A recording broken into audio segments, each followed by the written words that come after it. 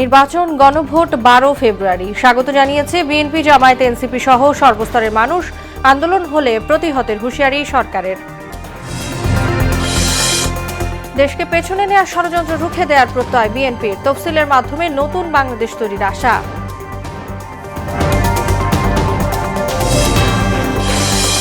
বিচার বিভাগের স্বাধীনতায় আগামী সরকারের সমর্থন চান প্রধান বিচারপতি। পঞ্চদশ সংশোধনী বাতিলের রায়ের বিরুদ্ধে শুনানি নির্বাচনের পর। এবং মোহাম্মদপুরে মা মেয়ে হত্যার নেপথ্যে চুরির ঘটনা, বলছে পুলিশ। ৩৩ ঘণ্টায়ও উদ্ধার হয়নি রাজশাহীর তানোরে গর্তে পড়া শিশু।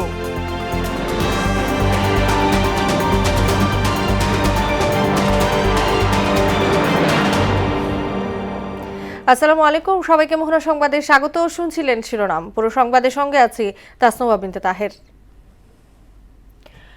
12 ফেব্রুয়ারি অনুষ্ঠিত হবে ত্রয়োদশ জাতীয় সংসদ নির্বাচন ও গণভোট। মনোনয়ন জমা 29 ডিসেম্বর আর বাছাই শেষে আপিল 11 জানুয়ারি। প্রার্থিতা প্রত্যাহার, প্রতীক বরাদ্দ 20 ও 21 জানুয়ারি। সন্ধ্যায় জাতির উদ্দেশ্যে দেয়া ভাষণে এ তফসিল ঘোষণা করেন প্রধান নির্বাচন কমিশনার এএমএম নাসির উদ্দিন। আচরণবিধি মেনে ভোটারদের আস্থা অর্জনের প্রার্থীদের প্রতি আহ্বান জানান সিইসি। নির্বাচনী কর্মকর্তাদের গাফিলতি সহ্য করা হবে না বলেও হুঁশিয়ারি দেন তিনি।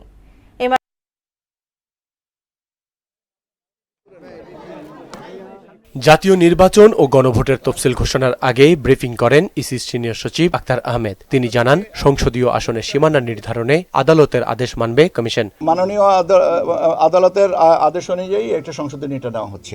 নির্বাচনে লেভেল প্লেইং ফিল্ড নিশ্চিতে সর্বোচ্চ চেষ্টা অব্যাহত থাকবে বলেও উল্লেখ করেন সিনিয়র সচিব আখতার আহমেদ। লেভেল প্লেইং ফিল্ডের ক্ষেত্রে যে বিষয়গুলো প্রাসঙ্গিক হবে আমরা সবটুকুই নিশ্চিত করব। পরে সন্ধ্যা 6টায় ত্রয়োদশ জাতীয় নির্বাচনের তফসিল ঘোষণায় জাতির উদ্দেশ্যে ভাষণ দেন প্রধান নির্বাচন কমিশনার। 12 ফেব্রুয়ারি জাতীয় নির্বাচন ও গণভোট অনুষ্ঠিত হবে বলে জানান তিনি। মনোনয়ন জমা 29 ডিসেম্বর আর বাছাই পরের দিন থেকে 4 জানুয়ারি। 11 জানুয়ারি আপিল এবং তা নিষ্পত্তি পরের দিন থেকে 18 জানুয়ারি। প্রতীক বরাদ্দ ও প্রার্থী তালিকা চূড়ান্ত হবে 21 জানুয়ারি। আর 22 ডিসেম্বর প্রচারণা শুরু হয়ে শেষ হবে 10 ফেব্রুয়ারি সকাল 7:30টায়।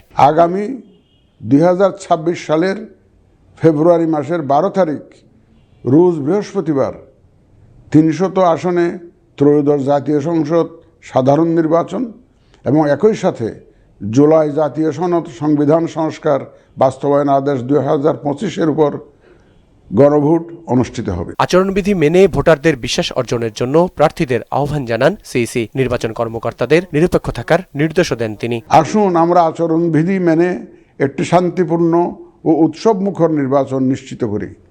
শান্তিপূর্ণ সহাবস্থান এবং পারস্পরিক শ্রদ্ধা নিশ্চিত করে ভোটারদের বিশ্বাস ও আস্থা অর্জনই হোক আপনাদের লক্ষ্য।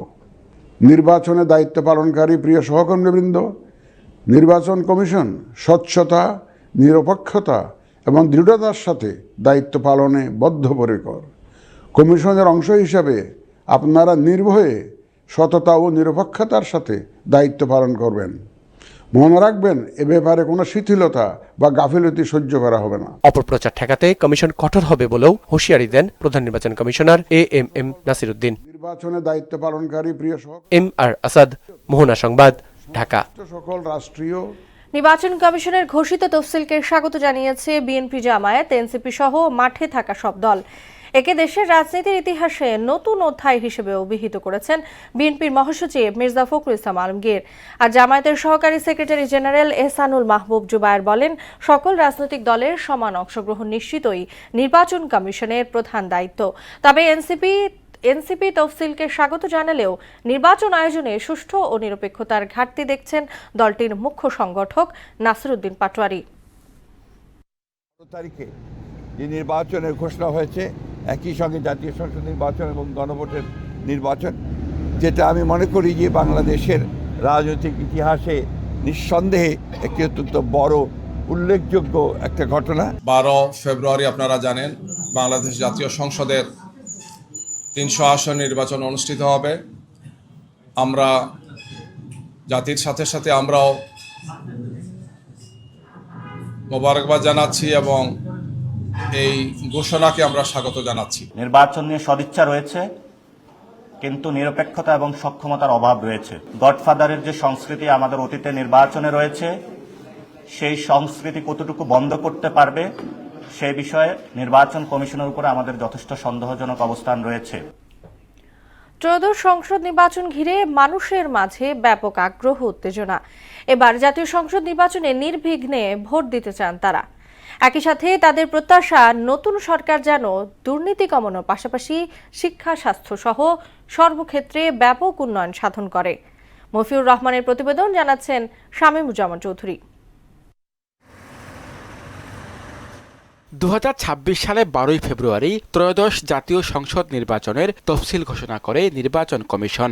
আগামী 2026 সালের ফেব্রুয়ারি মাসের 12 তারিখ রোজ বৃহস্পতিবার 300 আসনে ত্রয়োদশ জাতীয় সংসদ সাধারণ নির্বাচন এবং একই সাথে জুলাই জাতীয় সনদ সংবিধান সংস্কার বাস্তবায়ন আদেশ 2025-এর উপর গণভোট অনুষ্ঠিত হবে। তফসিল ঘোষণাকে ঘিরে সকাল থেকেই মানুষের মাঝে ছিল ব্যাপক আগ্রহ। তখন তাদের মাথায় শুধু একটাই প্রশ্ন, কবে হবে ভোট? তফসিল ঘোষণার পর ভোটের বিষয়ে সাধারণ মানুষের প্রতিক্রিয়া জানতে চায় মোহনা টেলিভিশন। তারা বলে, দীর্ঘ প্রতীক্ষা ছিল এই তফসিল ঘোষণার জন্য। বিগত ফ্যাসিস্ট সরকারের 15 বছরে ইচ্ছা থাকলেও কেন্দ্রে গিয়ে ভোট দিতে পারেননি অনেকেই। ভোটাররা চান এবার নির্বিঘ্নেই ভোট দিতে। ভোটের মাধ্যমে, ব্যালটের মাধ্যমে যে জনগণকে পার্টিসিপেট করে সংসদে পাঠাবে, তারা নির্বাচিত হয়ে দেশের জন্য তারা দেশের স্বার্থে কাজ করে যাবে, এই প্রত্যাশা করছি। দীর্ঘ 15 বছর ভোট দিতে পারিনি, এইটার জন্য যে আজকে তফসিলটা ঘোষণা হয়েছে, এটা শুনে আসলেই আনন্দিত। অনেক আনন্দিত এই কারণে যে আমরা ভোট দিতে এক সময় গিয়েছি, কেন্দ্রে ধরেন 1000-2000 গজ দূরে গিয়েছি, ওখানে গিয়ে বাধার সম্মুখীন হয়েছি। নতুন নির্বাচিত সরকারের কাছে জনগণের প্রত্যাশা চাঁদাবাজি, দুর্নীতি কমিয়ে আনা সহ শিক্ষা, স্বাস্থ্য সহ সকল ক্ষেত্রে আরো ব্যাপক উন্নতি সাধন করা। নতুন সরকারের কাছে আশা রাখবে যে বিগত যে সরকার যে ধরনের স্বৈরাচারমূলক আচরণ করছে, যেভাবে রাষ্ট্র পরিচালনা করছে, আমরা চাইবো তার অপোজিটটা। নতুন সরকারের কাছে প্রত্যাশা হলো আমার শিক্ষাগত উন্নয়ন করতে হবে, স্বাস্থ্যগত উন্নয়ন করতে হবে। নির্বাচনের দিন নির্বিঘ্নে যেন মানুষ ভোট দিতে পারে, সেজন্য আইন শৃঙ্খলা পরিস্থিতি কঠোর রাখার আহ্বান জানান সাধারণ মানুষ। শামীমুজ্জামান চৌধুরী, মোহনা সংবাদ, ঢাকা। নির্বাচনে লেভেল প্লেইং ফিল্ড নিশ্চিতে সর্বোচ্চ চেষ্টা অব্যাহত থাকবে বলে জানালেন নির্বাচন কমিশনের সিনিয়র সচিব আখতার আহমেদ। সীমানা পুনর্নির্ধারণ নিয়ে আদালতের রায় নিয়ে মন্তব্য করার সুযোগ নেই উল্লেখ করে এ রায়ে ইসির ক্ষমতা প্রশ্নবিদ্ধ হচ্ছে বলে মন্তব্য করেন তিনি। বৃহস্পতিবার বিকেলে আগারগাঁওয়ের নির্বাচন ভবনে সাংবাদিক ব্রিফিংয়ে তিনি এসব কথা বলেন। পোস্টাল ভোটিং এখন পর্যন্ত নিবন্ধন করেছেন 3 লক্ষের উপরে, তবে এতে 10 লাখ প্রবাসী ভোটার নিবন্ধন করবে বলেও আশা প্রকাশ করেন আখতার আহমেদ। ঘোষণার সাথে সাথে কতগুলো পরিপত্র দেওয়া হয় এবং সেই পরিপত্রগুলো রেডি করা আছে, আমরা করব। এবং লেভেল প্লেইং ফিল্ডের ক্ষেত্রে যে বিষয়গুলো প্রাসঙ্গিক হবে, আমরা সবটুকুই নিশ্চয়ই নিশ্চিত করব যাতে কেউ অন্ততপক্ষে না তফসিল ঘোষণার পর দাবি দেওয়া নিয়ে রাস্তা অবরোধ করলে কঠোর হস্তে দমন করা হবে বলে হুঁশিয়ারি দিয়েছে অন্তর্বর্তী সরকার। বৃহস্পতিবার বিকেলে উপদেষ্টা পরিষদের বৈঠক শেষে রাজধানীর ফরেন সার্ভিস একাডেমিতে একথা জানান প্রেস সচিব শফিকুল আলম। এছাড়া উপদেষ্টা পরিষদের বিভিন্ন নতুন সিদ্ধান্ত তুলে ধরেন তিনি। নাইমের প্রতিবেদন। নির্বাচন নিয়ে প্রস্তুতির মধ্যে প্রধান উপদেষ্টার কার্যালয়ে বৈঠকে বসে উপদেষ্টা পরিষদ। এতে সুষ্ঠু ভোট আয়োজনের পাশাপাশি দেশের সার্বিক পরিস্থিতি নিয়ে আলোচনা হয়। পরে ফরেন সার্ভিস একাডেমিতে এ নিয়ে ব্রিফ করেন প্রেস সচিব শফিকুল আলম। সভায় তফসিল ঘোষণার পর সড়ক অবরোধ করে আন্দোলন করলে অন্তর্বর্তী সরকার কঠোর ব্যবস্থা গ্রহণের সিদ্ধান্ত নিয়েছে বলে জানান তিনি। এই তফসিল ঘোষণার পরে কোনো ধরনের কোনো এই দাবি দেওয়া আন্দোলন নিয়ে কোনো ধরনের রাস্তা বন্ধ করে অন্যায় এবং ইলিগাল এবং আনলফুল যারা দাবি দেওয়া নিয়ে রাস্তায় নামবেন, এই পুরো বিষয়টা খুব কঠোর হস্তে দমন করা হবে। 2 উপদেষ্টার পদত্যাগ কার্যকর হবে তফসিল ঘোষণার পর। দেশের কল্যাণে ভূমিকা রাখায় তাদের প্রতি কৃতজ্ঞতাও জানিয়েছে উপদেষ্টা পরিষদ। এর পাশাপাশি মাইলস্টোন ট্র্যাজেডিতে শহীদ 36 পরিবারকে 20 লাখ টাকা করে সহায়তা দেওয়ার সিদ্ধান্তের কথাও জানান প্রেস সচিব। প্রধান উপদেষ্টা সেটাকে পদত্যাগ পত্রগুলো রিসিভ করেছেন, বাট উনি বলেছেন এটা কার্যকর হবে তফসিল ঘোষণার সাথে। বাংলাদেশের একটা জাতীয় একটা বিপর্যয়, একটা ট্র্যাজেডি ছিল, মাইলস্টোন স্কুলে একটা বিমান বাহিনীর একটা এয়ারক্রাফট ধসে পড়েছিল। যারা শহীদ হয়ে মারা গিয়েছেন তাদেরকে 36 জনকে 20 লাখ টাকা করে দেওয়া হবে এবং আহতদের এককালীন 5 লাখ টাকা দেওয়া হবে এবং যারা আহত হয়েছেন অনেক দিন ধরে তাদের চিকিৎসা লাগবে তাদেরকে বিনামূল্যে চিকিৎসা দেওয়া হবে সরকারি হাসপাতালগুলোতে। মেট্রো রেলের ভাড়ায় ভ্যাট প্রত্যাহারের সিদ্ধান্ত নিয়েছে উপদেষ্টা পরিষদ। এছাড়া রমজান মাস থেকে খেজুরে 15% কর কমানোর সিদ্ধান্তও নেওয়া হয়েছে বৈঠকে। খেজুরের উপরে যে ট্যাক্স ইনসিডেন্স ছিল প্রায় 52%, সেটাকে কমানো হয়েছে, এটা এখন 40%-এর মতো হবে। মেট্রো রেলের ক্ষেত্রে ভ্যাট প্রত্যাহার করা হয়েছে, এতে গভর্নমেন্টের 40 কোটি টাকার মতো লস হবে, বাট এটা যেহেতু মেট্রো রেল ঢাকার মানুষের যে যাতায়াতে একটা যুগান্তকারী ভূমিকা পালন করছে, সেই জন্য এই ট্যাক্সটা ভ্যাট ভ্যালু অ্যাডেড ট্যাক্স বা মূল্য সংযোজন কর প্রত্যাহার করা হয়েছে। 3টি নতুন অধ্যাদেশের চূড়ান্ত অনুমোদন উপদেষ্টা পরিষদ দিয়েছে বলেও জানান শফিকুল আলম। আজকে অনেকগুলো এজেন্ডা ছিল, তার মধ্যে 3টি নতুন ল অ্যাপ্রুভ হয়েছে। নাহিদ সিরাজি নিম্মি, মোহনা সংবাদ, ঢাকা। তারেক রহমানের ফেরার দিন বাংলাদেশের চেহারা বদলে দিতে চায় বিএনপি। সকালে কৃষিবিদ ইনস্টিটিউটে এক আলোচনায় একথা বলেন দলটির মহাসচিব মির্জা ফখরুল ইসলাম আলমগীর। তফসিল ঘোষণাকে স্বাগত জানিয়ে তিনি বলেন, দেশকে পেছনে টেনে ধরার ষড়যন্ত্র নির্বাচনের মধ্য দিয়ে রুখে দেওয়া হবে। আলাদা অনুষ্ঠানে বিএনপি স্থায়ী কমিটির সদস্য আমির খসরু মাহমুদ চৌধুরী বলেন, মানুষের অধিকারের জন্য আগামী নির্বাচন গুরুত্বপূর্ণ। সুরাইয়া মুন্নির রিপোর্ট। বিজয়ের মাস উপলক্ষে দেশ গড়ার পরিকল্পনা শীর্ষক অনুষ্ঠানে অংশ নেয় বিএনপির বিভাগীয় সাংগঠনিক ইউনিটের হাজারো নেতা। বৃহস্পতিবার কৃষিবিদ ইনস্টিটিউট মিলনায়তনে এই আয়োজন উদ্বোধন করেন দলের মহাসচিব মির্জা ফখরুল ইসলাম আলমগীর। এতে সভাপতিত্ব করেন বিএনপির সিনিয়র যুগ্ম মহাসচিব রুহুল কবির রিজভী। শুভ উদ্বোধন ঘোষণা করছি। তিনি বলেন, 5 আগস্ট দেশ ফ্যাসিবাদ মুক্ত হলেও নতুন করে কালো শক্তির উত্থান হচ্ছে কিনা সে বিষয়ে শঙ্কা আছে। 5ই আগস্ট আমরা মুক্ত হয়েছি এক ভয়ঙ্কর দানবীয় ফ্যাসিবাদের পতনের মধ্যে দিয়ে, কিন্তু এই পতনের মধ্যে দিয়ে মুক্ত হওয়ার পরে ভেতরে কোনো অন্ধকার, কোনো অন্ধ কালো শক্তির উত্থান ঘটছে কিনা এটা নিয়ে আমার খুব সংশয় তৈরি হয়। অনুষ্ঠানে বিএনপি মহাসচিব মির্জা ফখরুল ইসলাম আলমগীর বলেন, তারেক রহমান শিগগিরই দেশে ফিরবেন। সেদিন গোটা দেশের চেহারা বদলে দিতে চায় তার দল। নেতা যেদিন আমাদের আসবেন, যেদিন বাংলাদেশে পা দেবেন, সেদিন যেন সমগ্র বাংলাদেশ কেঁপে উঠে বলবো। ভোটের তফসিলকে স্বাগত জানিয়ে তিনি বলেন, দেশকে পেছনে টেনে ধরার ষড়যন্ত্র নির্বাচনের মধ্য দিয়ে রুখে দেয়া হবে। আমরা বাংলাদেশে এমন একটি প্রতিনিধিত্বশীল পার্লামেন্ট গঠন করব, যে পার্লামেন্ট বাংলাদেশকে একটা নতুন দিগন্তের দিকে নিয়ে যাবে। অনেক বাধা আসবে, অনেক বিপত্তি আসবে, আমাদের বিরুদ্ধে অনেক প্রচারণা হতে থাকবে, কিন্তু এই সবগুলোকে কাটিয়ে উঠে আমরা মাথা উঁচু করে দাঁড়াচ্ছি। এদিকে কৃষক দলের প্রতিষ্ঠাবার্ষিকী উপলক্ষে শহীদ প্রেসিডেন্ট জিয়াউর রহমানের সমাধিতে শ্রদ্ধা নিবেদন শেষে বিএনপির স্থায়ী কমিটির সদস্য আমির খসরু মাহমুদ চৌধুরী বলেন, শুধু রাজনীতি নয়, মানুষের অধিকার ফিরিয়ে দিতেই নির্বাচন জরুরি। এই নির্বাচনের মাধ্যমে বাংলাদেশে একটি গণতান্ত্রিক অর্ডার ফিরিয়ে আনতে হবে, একটা নির্বাচিত সংসদ থাকতে হবে, সরকার হতে হবে যারা জনগণের কাছে দায়বদ্ধ থাকবে। এটাই ছিল বাংলাদেশের মানুষের আকাঙ্ক্ষা। নির্বাচনের মধ্য দিয়ে গণতন্ত্র ফিরিয়ে আনার প্রত্যয় জানান আমির খসরু। ইনশাআল্লাহ ফেব্রুয়ারি নির্বাচনের মাধ্যমে আমরা বিএনপি যে সংগ্রামে আছি সেটা আমরা পূরণ করতে সক্ষম হব। সুরাইয়া মুন্নি, মোহনা সংবাদ, ঢাকা। বিচার বিভাগের স্বাধীনতা অক্ষুণ্ণ রাখতে ভবিষ্যৎ সরকারের সমর্থন লাগবে বলে মন্তব্য করেছেন প্রধান বিচারপতি ডক্টর সৈয়দ রেফাত আহমেদ।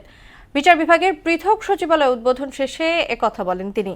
অনুষ্ঠানে আইন উপদেষ্টা আসিফ নজরুল বলেন, এখন থেকে রাজনৈতিক প্রভাব মুক্ত হয়ে কাজ করতে পারবে বিচার বিভাগ। এক্ষেত্রে তারা সম্পূর্ণ স্বাধীন।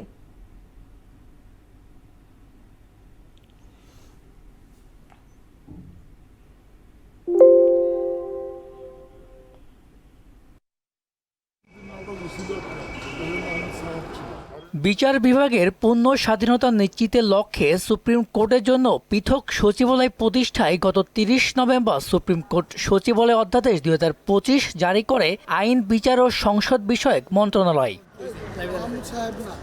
এই অধ্যাদেশ অনুযায়ী সুপ্রিম কোর্টের প্রশাসনিক ভবন 4-এ সচিবালয়টি উদ্বোধন করেন প্রধান বিচারপতি ডক্টর সৈয়দ রেফাত আহমেদ। আইনের শাসন ও গণতন্ত্র বজায় রাখতে আগামীতে নির্বাচিত সরকারের প্রতি আহ্বান জানান তিনি। এই সচিবালয়ের যে কার্যক্রম, এটা স্থায়িত্ব বজায় রাখা এবং সামনের মাস এবং বছরগুলো বলে দেবে সেটা আমরা কত সাফল্যের সাথে সেটা আমরা অর্জন করতে পারবো। একটা জিনিস হয়েছে, এখন কিন্তু এই যে ক্ষমতা, আমাদের সাংবিধানিক ক্ষমতা, বিচার কার্য পরিচালনা করা এবং বিচার ব্যবস্থা পরিচালনা করা, সেটা কিন্তু সবকিছু কনসেন্ট্রেটেড হয়ে গেল সুপ্রিম কোর্টের কাছে। অনুষ্ঠানে আইন উপদেষ্টা আসিফ নজরুল বলেন, আইনের শাসন ও রাজনৈতিক প্রভাবমুক্ত বিচার নিশ্চিতে এই দিনটি স্মরণীয় হয়ে থাকবে। রাজনৈতিক প্রভাবের মাধ্যমে নিয়ন্ত্রণ করা হতো, এখন আর রাজনৈতিক প্রভাব থাকবে না। এটা আইন মন্ত্রণালয়ের কাছ থেকে সম্পূর্ণভাবে বাংলাদেশের সুপ্রিম কোর্টে যে প্রধান বিচারপতি আছেন উনার নেতৃত্বে যে সচিবালয় আছে সেখানে ন্যস্ত করা হয়েছে। আগামীতে আমরা বিশ্বাস করি এই সচিবালয় বাংলাদেশে আইনের শাসন প্রতিষ্ঠার পথে একটা বিরাট ভূমিকা রাখবে। এটা ছাড়াও এই সচিবালয়ের মাধ্যমে সুপ্রিম কোর্ট আর্থিক স্বাধীনতা পেয়েছে। এখন থেকে বিচার বিভাগের সকল প্রশাসনিক ও সচিবিক দায়িত্ব পরিচালিত হবে সুপ্রিম কোর্ট সচিবালয়ের মাধ্যমে, যা এতদিন নির্বাহী বিভাগ তথা আইন মন্ত্রণালয়ের হাতে ন্যস্ত ছিল। মিসবাহ রহমান, মোহনা সংবাদ, ঢাকা। সংবিধানের ৫ম সংশোধনীর হাইকোর্টের রায়ের বিরুদ্ধে আপিলের চূড়ান্ত শুনানি হবে ত্রয়োদশ জাতীয় নির্বাচনের পর। এজন্য ২০২৬ সালের ৫ই মার্চ দিন ধার্য করেছেন আদালত। প্রধান বিচারপতি বলেন, এই রায় নিয়ে কোনো পক্ষকে প্রশ্ন তোলার সুযোগ দিতে চান না তিনি। শুনানি শেষে বিএনপির আইনজীবীরা বলেন, পঞ্চদশ সংশোধনীর পুরোটাই বাতিল করা উচিত। মেজবাহ রহমানের প্রতিবেদন। ২০১১ সালে ১০ মে সংবিধানের ত্রয়োদশ সংশোধনী বাতিল করে রায় আসে। এতে তত্ত্বাবধায়ক সরকার ব্যবস্থা বাতিল হয়ে যায়। এর ১.৫ মাস পর ৩০ জুন সংবিধানের পঞ্চদশ সংশোধনীর মাধ্যমে তত্ত্বাবধায়ক সরকার ব্যবস্থা বিলুপ্ত করে তৎকালীন আওয়ামী লীগ সরকার। ২৪-এর গণঅভ্যুত্থানে শেখ হাসিনা সরকারের পতন হলে সংবিধানের পঞ্চদশ সংশোধনী বাতিল চেয়ে হাইকোর্টে রিট করা হয়। ওই রিটের শুনানি করে হাইকোর্ট গেল বছরের ১৭ ডিসেম্বর পঞ্চদশ সংশোধনীর আংশিক বাতিল করে রায় দেন। এতে বলা হয়, তত্ত্বাবধায়ক সরকার ও গণভোট বাতিলের বিধান অসাংবিধানিক। হাইকোর্টের দেয়া রায়ের উপর রিটকারীর পক্ষ থেকে আপিল করা হয়। এই শুনানিতে পক্ষভুক্ত হয় বিএনপি ও জামাত ইসলামী। বৃহস্পতিবার শুনানি চূড়ান্ত পর্যায়ে এসে শেষ না করে ২০২৬ সালের ৫ই মার্চ পর্যন্ত শুনানি মুলতবি করা হয়। আদালতের এই সিদ্ধান্তকে সঠিক বলে মনে করছেন রিটকারী আইনজীবী। তবে ব্যারিস্টার সারা হোসেন বলেন, এখনই কিছু বিষয় সমাধান করা যেত। আরো বিভিন্ন রায়গুলো পর্যালোচনা করে দেখেছি যে পঞ্চদশ সংশোধনী বাতিল হলেও সুপ্রিম জুডিশিয়াল কাউন্সিল থাকবে। কোর্টের যদি আজকে আমরা এখান থেকে একটা রায় পেতাম, একটা নির্দেশনা পেতাম, আমরা আশা করতে পারতাম যে ভবিষ্যতেও এরকম ইতিহাস পুনর্লিখনের প্রচেষ্টা হবে না। তবে বিএনপি পক্ষের আইনজীবী জয়নুল আবেদিন বলেন, পঞ্চদশ সংশোধনীর পুরোটাই বাতিল হওয়া প্রয়োজন। বাংলাদেশের সংবিধান অ্যামেন্ডমেন্ট করে সরকার 15 অ্যামেন্ডমেন্টের মধ্যে চলে এসেছে এবং তাদের ইচ্ছা কেয়ারটেকার সরকার বাতিল করে দিয়েছে অ্যামেন্ডমেন্ট করে। সেই জন্যে আমি বলেছি যে ঘোড়ার আগে গাড়ি জুড়ে দেওয়া। এদিন রাষ্ট্রপক্ষে শুনানি করেন অ্যাটর্নি জেনারেল মোহাম্মদ আসাদুজ্জামান। মিসবাহ রহমান, মোহনা সংবাদ, ঢাকা। মোহাম্মদপুরের আলোচিত মা মেয়ে হত্যাকাণ্ডে সামনে আসছে একের পর এক চাঞ্চল্যকর তথ্য। পুলিশ বলছে, হত্যা নয়, চুরির উদ্দেশ্যে ওই বাসায় কাজ নেয় গৃহকর্মী আয়েশা। চুরি ধরে ফেলাটাই কাল হয়েছে মা মেয়ের জন্য। সকালে মিডিয়া সেন্টারে সংবাদ সম্মেলনে এসব তথ্য জানান ডিএমপির অতিরিক্ত কমিশনার এস.এন. নজরুল ইসলাম।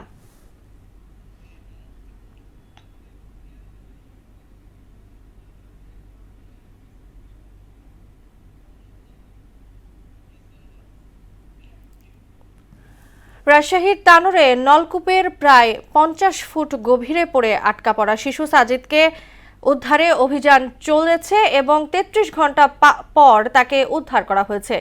গতকাল বিকাল 5টায় উদ্ধার অভিযান শুরু হয়। এর আগে দুপুর 1টার দিকে তানোর উপজেলার কোয়েলহাট গ্রামে মায়ের সাথে খেলতে এসে গভীর নলকূপের খোলা মুখ দিয়ে ভিতরে পড়ে যায় শিশু সাজিদ। খবর পেয়ে দুপুর 1:45 থেকে ফায়ার সার্ভিস একটি ইউনিট ঘটনাস্থলে পৌঁছায়। শিশুটিকে বাঁচিয়ে রাখতে অক্সিজেন সরবরাহ অব্যাহত রাখা হয়েছিল। বেগম খালেদা জিয়ার রোগমুক্তি কামনা ও কম্বল বিতরণ অনুষ্ঠিত। দ্রুত রোগমুক্তি কামনায় এবং গরিব ও অসহায় মানুষের মাঝে শীত বস্ত্র বিতরণ করেছে রাজধানীর 42 নং ওয়ার্ড বিএনপি। বৃহস্পতিবার সকালে অনুষ্ঠিত এই কর্মসূচির সভাপতিত্ব করেন 42 নং ওয়ার্ড বিএনপির সভাপতি তহিরুল ইসলাম তুহিন। অনুষ্ঠানে প্রধান অতিথি হিসেবে উপস্থিত ছিলেন ঢাকা 11 আসনে বিএনপির মনোনীত প্রার্থী ডক্টর এম.এ. কাইয়ুম। তিনি খালেদা জিয়ার সুস্থতা কামনা করেন এবং শীতার্ত মানুষের পাশে দাঁড়ানোর জন্য দলীয় নেতাকর্মীদের নির্দেশ দেন। আন্তর্জাতিক প্রসঙ্গ, মিয়ানমারের রাখাইন রাজ্যের একটি হাসপাতালে বোমা বর্ষণ করেছে সেনা সরকার। ভয়াবহ সেই হামলায় অন্তত 31 জন নিহত হয়েছেন, আহত 68 জন। হতাহতের সংখ্যা আরও বাড়তে পারে বলে আশঙ্কা করা হচ্ছে। চলতি মাসে দেশটিতে নির্বাচন হওয়ার কথা রয়েছে। তার আগেই বিদ্রোহী নিয়ন্ত্রিত এলাকাগুলোতে তীব্র হামলা চালাচ্ছে সেনা সরকার। খেলার খবর, ফুটবল। ফিফা র্যাঙ্কিংয়ে অবনতি হয়েছে বাংলাদেশ জাতীয় নারী ফুটবল দলের। 8 ধাপ পিছিয়ে 104 থেকে 112তম স্থানে নেমে গেছে আফাইদা খন্দকার, ঋতুপর্ণা চাকমারা। 3 মাস পর প্রকাশিত নারী ফিফা র্যাঙ্কিংয়ে যথারীতি শীর্ষে স্পেন, এরপরই আছে যুক্তরাষ্ট্র। লাতিন আমেরিকার পরাশক্তি ব্রাজিল ষষ্ঠ ও আর্জেন্টিনা রয়েছে 30তম স্থানে। দক্ষিণ এশিয়ার মধ্যে ভারত 67 ও নেপাল 89তম স্থানে রয়েছে। আগামী বছরের মার্চে অস্ট্রেলিয়ায় প্রথমবারের মতো এশিয়ান কাপে খেলবে বাংলাদেশ। বি গ্রুপে বাংলাদেশের প্রতিপক্ষ চীন, উত্তর কোরিয়া ও উজবেকিস্তান। শেষ করব মোহনা সংবাদ। যাবার আগে সুনামগুলো জানিয়ে দিচ্ছি আরো একবার।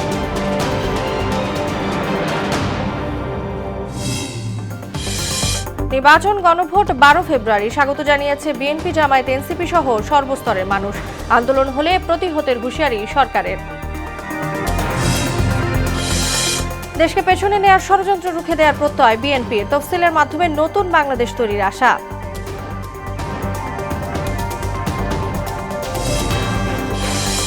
বিচার বিভাগের স্বাধীনতায় আগামী সরকারের সমর্থন চান বিচারপতি। পঞ্চদশ সংশোধনী বাতিলের রায়ের বিরুদ্ধে শুনানি নির্বাচনের পর। এবং মোহাম্মদপুরে মা মেয়ে হত্যার নেপথ্যে চুরির ঘটনা, বলছে পুলিশ। 32 ঘন্টা পর উদ্ধার রাজশাহীর তানোরে গর্তে পড়া শিশু।